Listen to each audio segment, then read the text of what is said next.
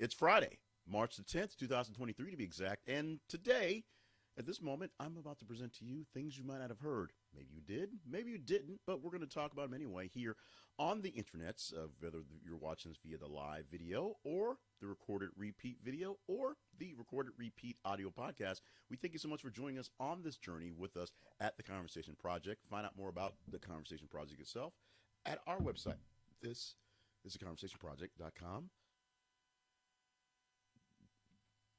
As previously stated, my name is Jay Cleveland Payne, and I am living, breathing, being your news side piece and so just thing here since last year sometime. And what we provide for you are today 8 news stories that are the latest in yesterday's news, but dealing with information, politics, current events, and pop culture. And these are stories that were vetted by you, so you told me what best stories to talk about.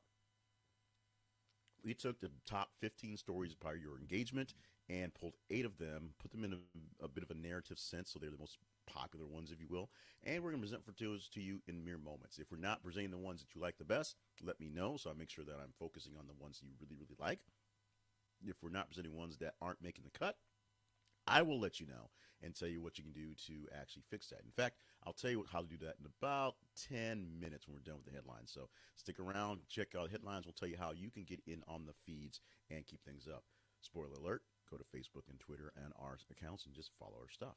It's that simple. But right now, let's get into the stories. As we said, 8 stories that were vetted by you and curated by me for today's headline news. And starting off with a big headline, a late breaking story here in the States that got more traction as it went overnight. Germany, shooting at Hamburg Jehovah's Witness Center, report local media. When we first got the story, there was not very much in the article other than the fact that a Jehovah's Witness Center was shot up in Germany.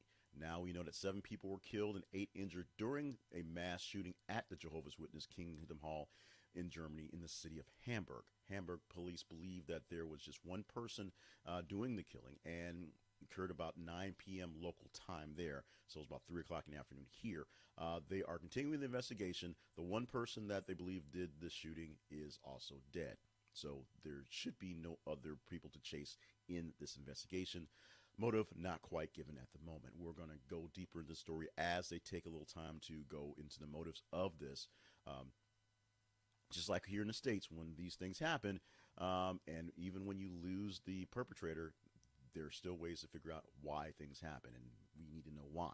So we'll find out more as the Germans work this out. I know this is one that will be followed all weekend long. We will get you coverage. We'll make sure we put this in the feed anytime we get an update on this story. As you saw in our teaser graphic, The Price is Right is in the news.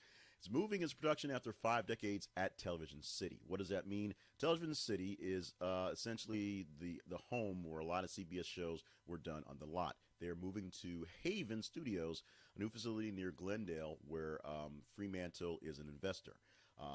Hackman Capital Partners plans to renovate Television City, and The Price is Right will have to move to a new home at Haven Studios. The new facility will have 15 stages and production support facilities and offices for rent, which means it's not going away. Just the people, the current tenants, have to go someplace else to work at there. Now, The Price is Right has been there, hosted by Bob Barker, since 1972, September 4th to be exact. Regular stop on out-of-town tourist visits. That's why there's all those people there. It's a big-time tourist stop to be in the audience and get on The Price is Right. Of course, things are different now. The tourist stuff is coming back to life in a sense, but it's not as big as a public spectacle, if you will, because a lot of people don't do the game shows anymore. Still very popular. I don't know, well, if my daughter's sick at home, she watches YouTube, so she's not watching Price is Right and all those things like I did back in the day, which basically made it famous. But Price is Right, still on the air, still giving out money, and still being run by Drew Carey, still wearing the beard, but he's literally moving studios from Studio City. Hillsong leaders accused of money laundering, tax evasions, shopping that would embarrass a Kardashian. This is not new news, but no more allegations of the Hillsong organization, a large church group that is technically out of Australia but has worldwide coverage, being investigated by the Australian Parliament, just going over all the wrongdoings and the oddities that's going on. Now, this is becoming a bit of a two-issue thing. Number one, Groups that do bad things need to be handled as groups that do bad things. That's a given. The second part is it's making it's all as if Christians need things and make them get bad names. It's one of those things that make people who are claiming to be Christian or taking that mantle seem kind of odd, seem kind of dumb for following people who do things like this. This Hillsong is accused of money laundering and discrimination and sexual harassment as an organization while putting out lots of pretty music that your church probably sings every single week. It happens. It's just what it is.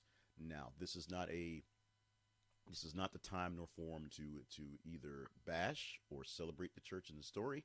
Read the news story here as written. Go deeper into the story with Hillsong as they've gone, and this is one of those make your own decision. I'm not going to say do your own research because it's not so much research. This is not so much opinion. This is a fact of things listing down the line, and you can have your ideas on how you feel about Hillsong itself and large mega church organizations like this, because it's usually the larger churches, because they have a lot of money flowing through them, that can get hit for tax evasion and money laundering, because the smaller churches are usually barely hanging on by a string. Not that they don't do bad things, but they usually don't get written up in the Christian Post, just by scope. So we reported about a week ago, I think later in the weekend, a story in our feed on R.L. Stine, publisher of the Goosebumps books, how he was going back and changing some of the language to be more inclusive, like taking out words like fat and stupid. Apparently, R.L. Stine has this statement saying publisher edited books without his involvement. R.L. Stine accused the Scholastic of editing his Goosebumps series for potentially offensive material without his involvement. The publisher had made edits to the works of other popular authors, including the late Roald Dahl and Ian Fleming. Now, they're backing off this.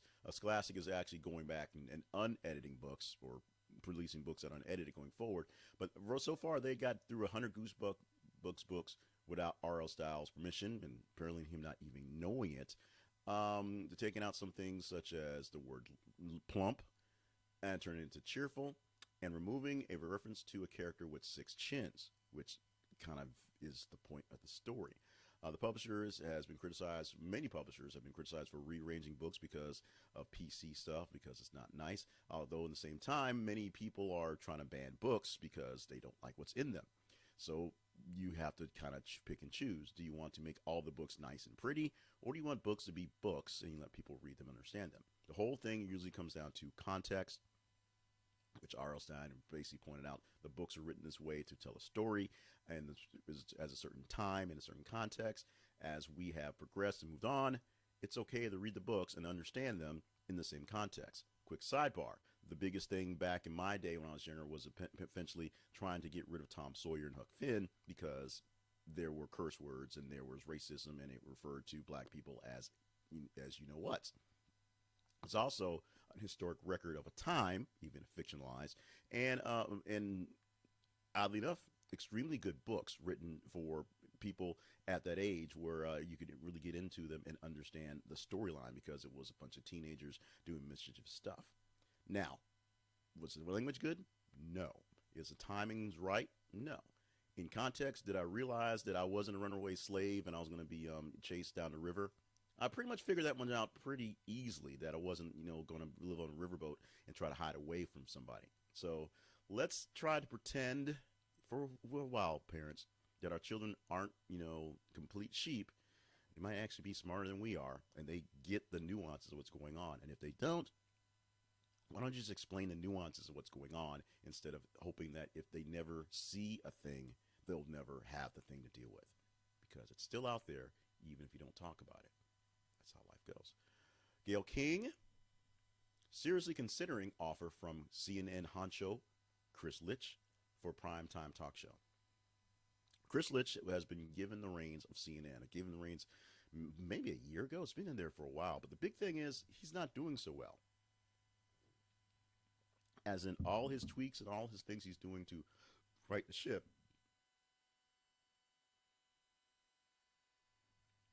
are making news, but not for the right reasons. The CNN morning show is a hot mess, and I continue to watch it because it's the best and easiest way to kind of get my news distilled to me. But yeah, it's not working, and I can see why new people wouldn't turn it on. I'm just used to watching it and haven't turned it off yet for a better alternative.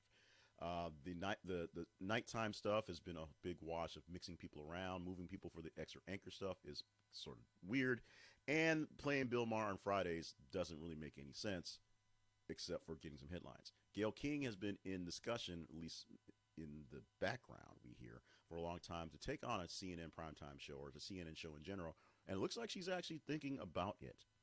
There is some working relations between CNN and CBS where Anderson Cooper goes on 60 Minutes, a couple times a quarter and does a quick story. But we shall see whether Gayle King will do her thing and Oprah's best friend will help out and fix the CNN. We'll see how that works out. Let's move on to our next story. Robert Blake, actor acquitted of wife's killing, dies at 89. We probably didn't know Robert Blake was still alive, but yes, the Emmy Award-winning performer, who of course was tried and acquitted in the killing of his wife, died on Thursday at the age of 89. Blake was a star of the TV show Beretta, which nobody remembers at this point because it was in the early 70s when it was out there, and he was one of the finest actors of his generation, we're told, until the whole murder case happened. And you can go back in history and go through that one because it was one of those interesting eyeballs on TV all the time type trials at the time. And of course, he was acquitted of the action. He is now passed at the age of 89. So here's one that's going to be a bit of a head scratcher. The real Earth, Wind, and Fire sues the fake Earth, Wind, and Fire for infringement. There are two Earth, Wind, and Fires, or technically two touring bands going by the name of Earth, Wind, and Fire. One band is led by actual members, Hall of Famers, of Verdine White and Philip Bailey, surviving members of the band. The other band is made up of folks who sort of played with them for a while, so they're sort of a tribute-ish band. They're calling themselves a legacy reunion of folks that kind of got in and out, dropped from minor parts of the band. And the Philip Bailey-led thing, which calling Philip Bailey the leader of Earth, Wind, and Fire almost got me killed at one point, is suing the other guys because it's copyright infringement. You could buy a ticket for Earth, Wind, and Fire, and you might not know who you're buying unless you're actually reading the fine print. Is it White and Bailey's Earth, Wind, and Fire, or is it the Legacy Edition? Make sure you know when you're buying that ticket. And you may enjoy either one. However, one of them is not the real one. One of them is essentially a cover band of folks that used to play in the band, while the other one is led by people who actually were in Earth, Wind, and Fire. So the more you know. And finally, man robs bank for $1 in Salt Lake City, waits to be arrested. A man entered a Wells Fargo branch and told the teller to call police. The teller gave him $1. He's a bank robber, of course. And the man refused to leave the bank. He got his money, $1, and didn't leave. So he sat down in the bank lobby and waited for police to arrive. Pretty calmly. He told the victims they were lucky he didn't have a gun. And then when the police got there, he was arrested and booked on local jail. Now, he said he wanted to go to federal prison and rob another bank to get more money. Because getting $1 at a time is, not very efficient. So, not sure how that's going to work out for him in the annals of good robbers, good criminals. Probably not too well, but we'll remember him for his $1 spree. Now let's go to the teaser story for today. This is a story we could talk about if you deem it conversation worthy, and you do that by going to our feeds on Facebook and Twitter. Facebook.com/This Is a Conversation Project and Twitter.com/th_conversation. Like, love, enjoy, read, engage in the story. The higher this story here gets because it's Friday, better chance we have to talk about it on Monday. We're going to go through the top 30 stories for the weekend. We'll get about 90 or so stories because we have Friday, Saturday, Sunday, and a little bit of Monday. We'll go to the top 30 stories and pull 10 of those to report to you Monday morning. We'll report on this one. The headline reads like this, a little tiny, so bear with me. Saturday Night Live editorial crew plans strike on April 1, first in show's history. The writers at Saturday Night Live are having some issues with the company. the people, the actors, the NBCs, but the writers, the editors of I should say, the editors of Saturday Night Live are having some issues, and they're not having their demands met to their satisfaction. There may be a strike come April 1st. Today, this is March, so there's still time for that. But it looks like it is looming to happen. The first strike in the show's history, for the editors at least. We will see whether that actually plays itself out in a few weeks, or whether they'll make up, have fun, and go forward on the loving section. Like we said, if you want to talk about this story, just let me know by going to the feeds and engaging in the story. And the higher engagement gets, better chance it gets there. If I see this in the range, more than likely it'll be put in there because I asked you to vote for this one. And so if this is one you want to vote up, please feel free. Now, today's hit sponsor is, yes, Hostage Tape. Hostage Tape is here, and it's glorious, if you will. Now, let's be serious about for a second. People with sleep apnea, people with sleep problems, people who can't sleep well, are massive here in the United States, and massive here around the world, and it's a big issue. And it can get expensive with CPAP machines and medication, things like that. There is something called mouth tape. It already exists. It's something there. I didn't make it up. And you just put this stuff over your mouth, and it helps you breathe. A lot like the Breathe Right strips that you put over to help pull your nose open. But this one basically closes your mouth so that while you're sleeping at night, it forces you to breathe through your nose. Better breathing through your nose. The strongest and most comfortable mouth tape on the planet comes from Hostage Tape. So go to our website. This is theconversationproject.com/hostage tape. Check it out. And if you're having sleep problems, this may help you. Many of the testimonials say this basically has saved marriages and kept people together because the snoring. So don't laugh at it too much. Take a look. Check it out. See if it's something that can help you out. If you go and buy Hostage Tape through our affiliate link, we get a little money. That's how it works. It costs you nothing extra. That's how affiliate links work.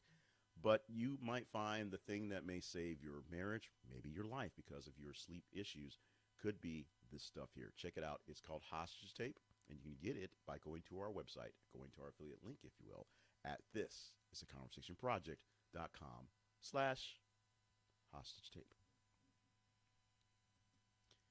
So let's talk about the Conversation Project very quickly. We are housed at thisistheconversationproject.com. Things we do for the Conversation Project.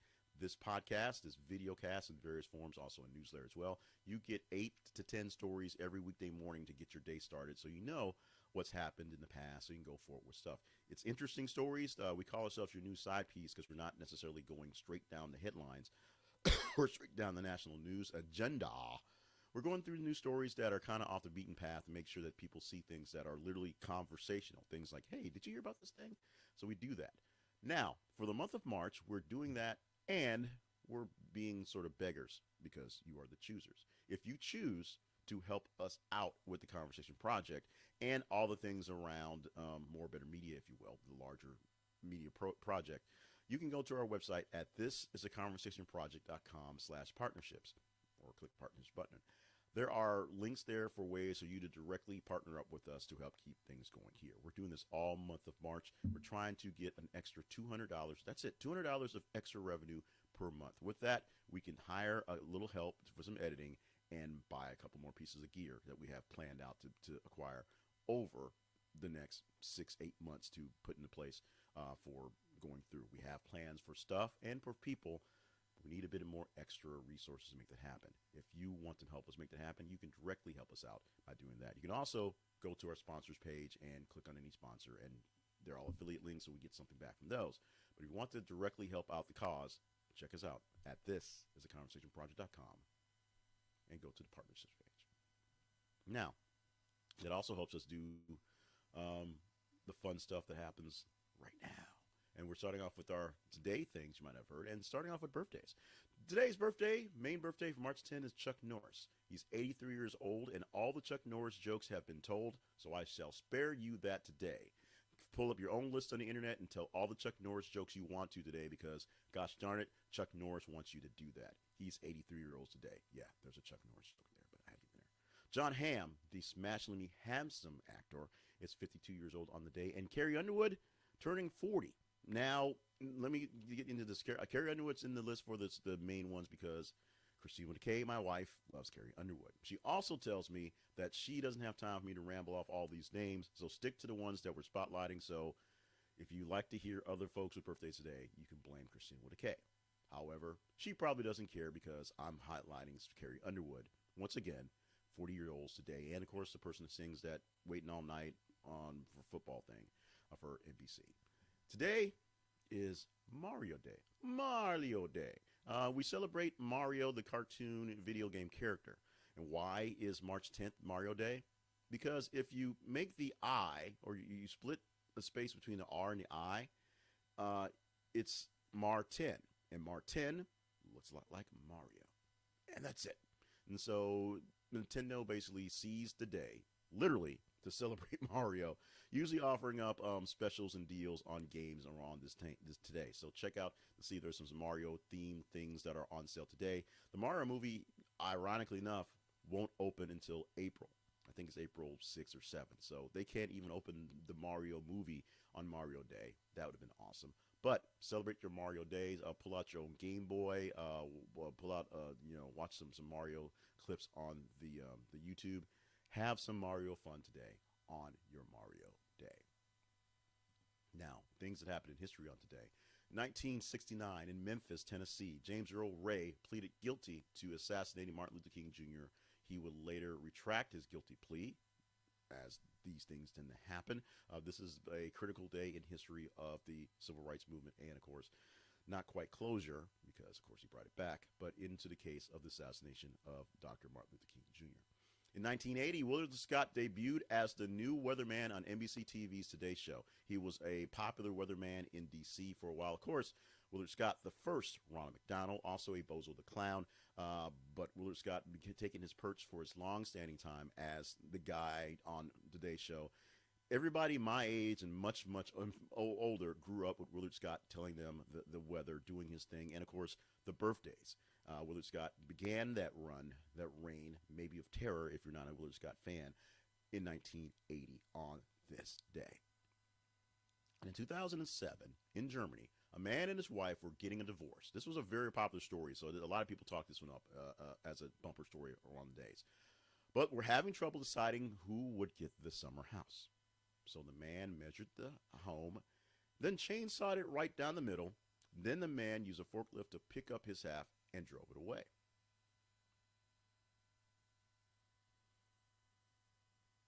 Little pause for effect. Nothing happened, just a pause for effect.